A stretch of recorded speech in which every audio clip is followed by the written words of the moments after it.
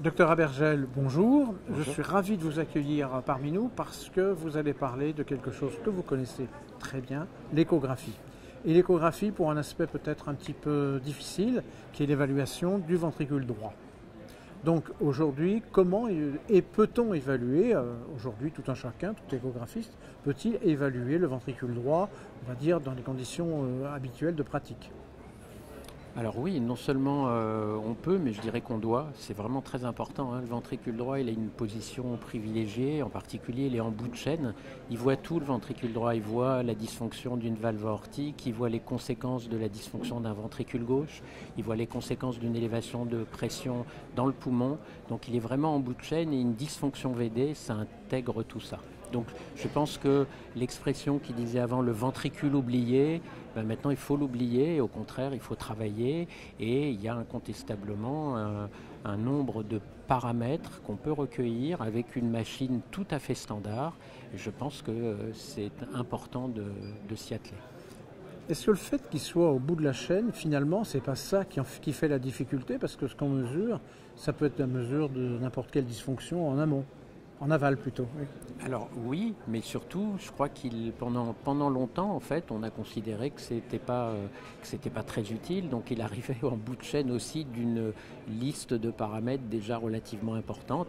Et donc je disais, bah tiens, un petit coup d'œil sur le VD. Et dans le compte rendu, c'était un petit coup d'œil. Je crois qu'aujourd'hui, le petit coup d'œil est nécessaire, mais il est loin d'être suffisant. Et donc, si on parle purement technique maintenant, j'ai un matériel d'échographie de cabinet. Qu'est-ce que je peux faire pour évaluer le VD à un niveau déjà tout à fait acceptable? Alors on peut faire beaucoup de choses. D'abord, on va pouvoir évaluer la fonction directe de ce ventricule droit et on dira un mot sur ce que ça veut dire la fonction. Donc la première chose qui est importante, c'est de savoir faire une bonne incidence. Par voie apicale, on fait normalement une 4 cavités par voie apicale et là il va falloir la centrer sur les cavités droites. Donc c'est important parce que c'est une démarche positive et il faut vraiment s'habituer à ça. Une fois qu'on aura un ventricule bien centré, on peut faire énormément de recueils. On peut mesurer ce qu'on appelle un TAPS, un déplacement de l'anneau qu'on va mesurer en TM. Et on peut surtout faire du Doppler tissulaire pulsé à l'anneau, et qui est tout à fait passionnant parce qu'on va pouvoir mesurer différents paramètres, dont le pic de S' par exemple. Et puis on va pouvoir faire également ce qu'on appelle une fraction de raccourcissement de surface, c'est-à-dire considérer la surface dans cette incidence du ventricule droit en diastole et la surface en systole. Et on va pouvoir par exemple aussi mesurer du strain, et aujourd'hui le strain est relativement disponible dans la plupart des machines dites standards, du strain de la paroi libre. Pourquoi j'accumule ces paramètres? Parce que c'est ça l'élément important, il faut accumuler un certain nombre de paramètres, ils ne disent pas la même chose, et c'est en les confrontant les uns avec les autres qu'on pourra arriver au diagnostic de est-ce que ce VD dysfonctionne ou est-ce qu'il ne dysfonctionne pas. Et ensuite il y a une deuxième étape importante. Quand un VD dysfonctionne, il peut dysfonctionner pour deux grandes raisons. Soit parce que le muscle est malade, le muscle est pathologique, ça on le comprend très aisément. Mais il y a une autre raison qui est ce qu'on appelle l'élévation de la post-charge. Si vous avez une élévation des résistances pulmonaires, si vous avez une élévation des pressions de remplissage à gauche, c'est autant de raisons pour que ce pauvre VD, tout frêle, a du mal à pousser. Et à ce moment-là, il va également dysfonctionner.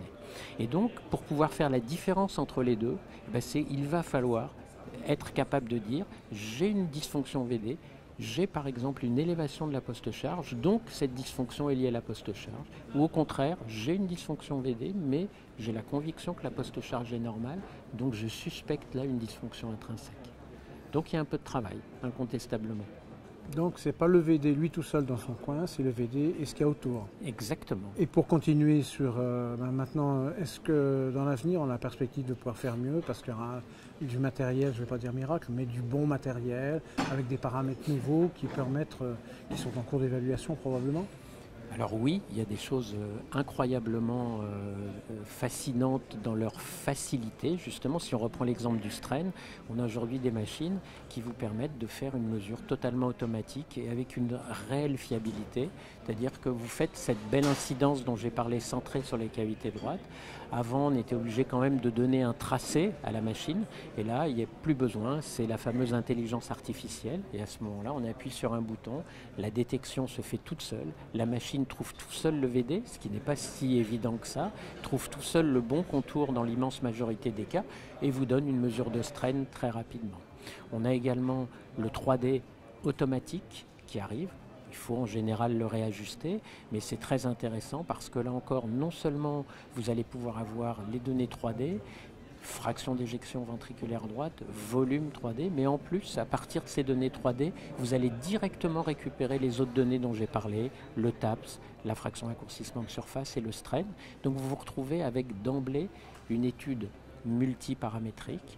Et le dernier élément, c'est que la connaissance des volumes télédiastoliques, télésystoliques vous permet également, par des mesures un peu plus complexes, qu'on appelle de couplage ventriculo-artériel, eh bien d'avoir une idée de la post-charge et d'avoir une idée de comment ce VD évolue dans ce contexte. Et il est attaché à ces résultats une très grande valeur pronostique que l'on va pouvoir donner chez le patient. Et là, en vous écoutant, j'ai l'impression que vous, spécialiste de la question, tous ces paramètres, vous les recueillez parce que vous savez comment les interpréter après. Est-ce que vis-à-vis de nos confrères qui font très honnêtement leur travail en échographie de cabinet de tous les jours, mais qui ne sont pas des spécialistes de l'échographie, est-ce que quelque part, il n'y a pas encore un besoin de formation pour finalement aller plus loin dans l'interprétation de ces nombreuses données? Absolument. Il y a d'abord un besoin de réactualisation de physiologie parce que c'est vrai que dès qu'on commence à parler post-charge, les gens s'effraient en disant « Ouh là là, ils nous emmènent où ?» En fait, c'est à peu près simple et je pense que pour des gens qui ont fait de longues études, ils vont vite réactualiser leurs données. Et je crois qu'une fois qu'on a compris la physiologie, c'est important parce que c'est là où on a la motivation et de se dire « Bah oui, évidemment que je ne peux pas me contenter de ce paramètre et que pour l'interpréter, il va falloir… » J'ai une idée des résistances pulmonaires, j'ai une idée des pressions de remplissage.